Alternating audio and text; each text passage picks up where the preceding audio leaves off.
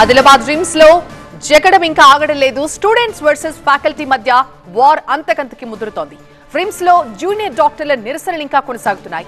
రెండో రోజు కూడా విధులు బహిష్కరించారు మెడికోలు. తమపై దాడి చేయించిన రిమ్స్ డైరెక్టర్ జై సింగ్ ని విధుల నుంచి తప్పించాలంటూ డాక్టర్స్ అంతా డిమాండ్ చేస్తున్నారు. ఈ దాడి ఘటనపై ఇద్దరు ప్రొఫెసర్లతో ఒక కమిటీని కూడా ఏర్పాటు చేశారు. దాడికి కారణమైన అసిస్టెంట్ ప్రొఫెసర్ క్రాంతిపై వేటు పడింది. జూనియర్ డాక్టర్లకి ఆరోగ్య శాఖ మంత్రి దామోదర రాజనరసింహ ఫోన్ చేశారు. రిమ్స్ దాడి ఘటనపై వివరాలు కూడా తెలుసుకున్నారు మంత్రి. న్యాయం చేస్తామంటూ విద్యార్థులకి హామీ కూడా ఇచ్చారు.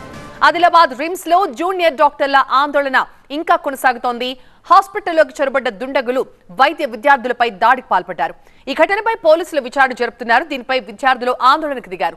ఉదయం నుంచి కూడా విధులు బహిష్కరించారు. అత్యవసర సేవలు తప్ప మిగతా సేవలకు హాజరు కాబోమని స్పష్టం చేశారు. ఇక దాడికి కారణమైన అసిస్టెంట్ ప్రొఫెసర్ క్రాంతిపై ఇప్పటికే వేటు పడింది. మరోవైపు రిమ్స్ డైరెక్టర్ రాథోడ్ జైసింగ్ ని తొలగించాలని జూనియర్ డాక్టర్లు డిమాండ్ చేస్తున్నారు.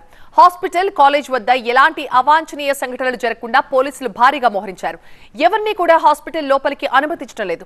పరిసర ప్రాంతాల్లో కూడా భారీ బందోబస్తు ఏర్పాటు చేశారు. రిమ్స్ లో జూనియర్ డాక్టర్లపై దాడి చేసిన వారిపై కేసు నమోదు చేశామని పోలీసులు చెబుతున్నారు. కొంతమందిని ఇప్పటికే అదుపులోకి కూడా తీసుకున్నామన్నారు. ఈ అంశంపై పూర్తి స్థాయి దర్యాప్తు చేస్తున్నామని వెల్లడించారు. ఇక ఇదే వ్యవహారంపై ప్రభుత్వం కూడా దృష్టి పెట్టింది. ఆందోళన చేస్తున్న జూనియర్ డాక్టర్లకి ఆరోగ్య శాఖ మంత్రి దామోదర రాజనరసింహ ఫోన్ చేశారు. ఘటనపై ఆరా తీశారు. న్యాయం చేస్తామని విద్యార్థులకి హామీ ఇచ్చారు. ఈ ఘటనకు సంబంధించిన మరిన్ని వివరాలు మా ప్రతినిధి నరేష్ అందిస్తారు. రిమ్స్లో జగడం ఇంకా కంటిన్యూ అవుతూనే ఉంది. 2 రోజులుగా ఆందోళనలు కంటిన్యూ చేస్తున్నారు. మెడికల్కు సంబంధించిన క్యాంపస్ విద్యార్థులు జూనియర్ డాక్టర్లు విధులను బహిష్కరించారు.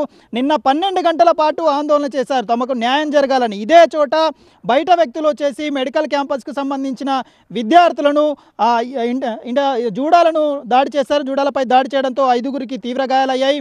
2 హాస్పిటలైజ్ అయ్యారు. దీనికి నిరసనగా 2 రోజులుగా ఆందోళన చేస్తున్నారు. నిన్న కలెక్టరేట్ కార్యాలయం వద్ద ఆందోళన చేశారు. కలెక్టరేట్ కార్యాలయం వద్ద ఆందోళన చేసి కలెక్టర్కు వినతి పత్రం సమర్పించారు. కలెక్టర్ వెంటనే చర్యలు తీసుకోవాలి. మెడికల్ క్యాంపస్లో ఏం జరుగుతుంది, రిమ్స్లో ఎలాంటి అవకతవకలు జరుగుతున్నాయి, అవన్నీ తేటతెల్లం చేయాలని చెప్తున్నారు.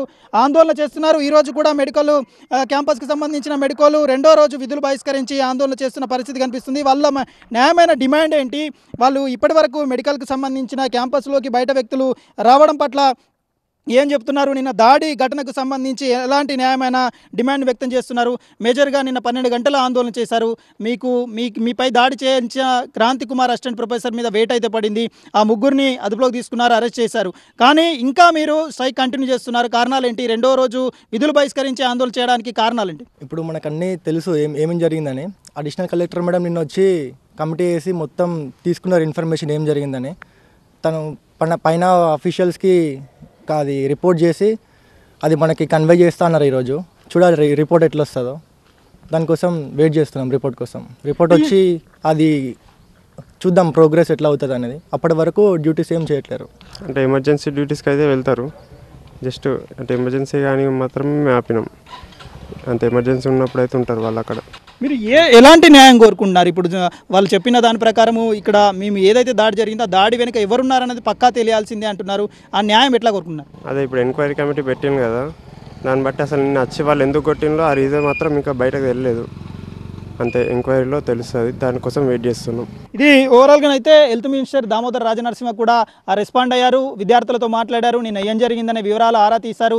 ఆ తర్వాతనే నిజామాబాద్ మెడికల్ కాలేజీకి సంబంధించిన ప్రొఫెసర్లను ఉటావుటిన ఇద్దరిని ఇక్కడికి స్పెషల్ ఎంక్వైరీ కమిషన్లో భాగంగా ఇక్కడికి పంపించిన పరిస్థితి. వాళ్ళు ఎంక్వైరీ చేస్తున్నారు.